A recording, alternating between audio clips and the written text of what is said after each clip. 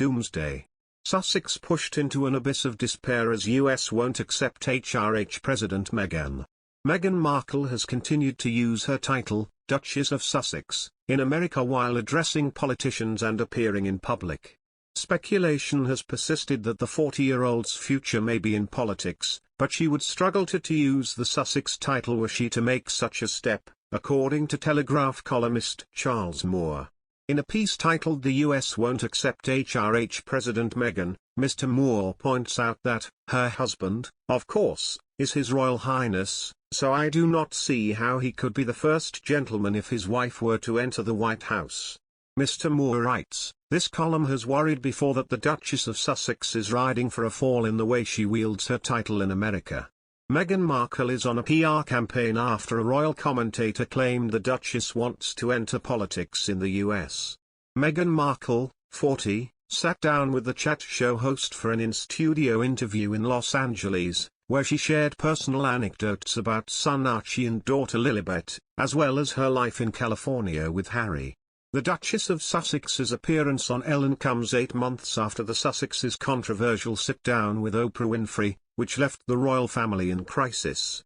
Andrew Eborn from Octopus TV has claimed Meghan is on a PR campaign. However, she could be prevented from running for US president as a result of her royal title. A 211-year-old constitutional amendment, which was introduced in order to stop Napoleon's nephew from ever seeking power, could be used to halt any political ambitions that may be held by the Duchess.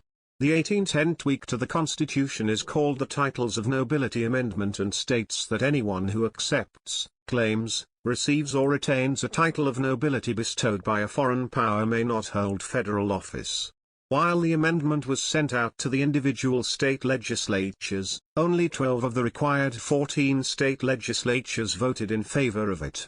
However, the amendment was never thrown out and has remained on the table for more than 2 centuries. Speaking to the Telegraph, constitutional experts said that the previous 12 votes are likely to still count, meaning that only 26 further states' approval would be needed for the amendment to pass. The introduction of the amendment followed the marriage of Napoleon Bonaparte's younger brother Jerome to American socialite Elizabeth Betsy Patterson. This caused speculation that their son might run for office and that the US would be subsumed into the French Empire. Meanwhile, US constitutional expert Mark Tushnet told Express.co.uk that keeping her titles could be politically damaging for the Duchess, should she decide to run for office. The Harvard professor said, as a practical matter, though, she'd have to renounce her titles to run. Politically it would be quite damaging, I think, for her to retain the titles. Opponents will seize on anything, and this will be a hook to say, well, she's not really a true American. This comes amid increasing speculation about whether or not the 40-year-old royal may run for US office in the future, after she penned an overtly political letter to Congress, lobbying them for paid leave. In her letter, she wrote, "Over the past 20 months, the pandemic has exposed long-existing fault lines in our communities.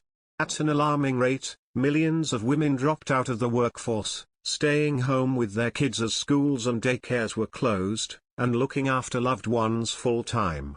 The working mom or parent is facing the conflict of being present or being paid. The sacrifice of either comes at a great cost.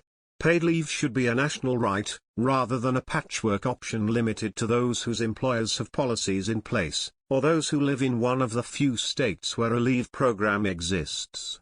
If we're going to create a new era of family-first policies, let's make sure that includes a strong paid leave program for every American that's guaranteed, accessible, and encouraged without stigma or penalty." However, defending her decision to engage with the issue, Meghan described it as humanitarian, rather than political. She said, "Look, there's certainly a precedent among my husband's family and the royal family of not having any involvement in politics. I mean, paid leave, from my standpoint, is just a humanitarian issue.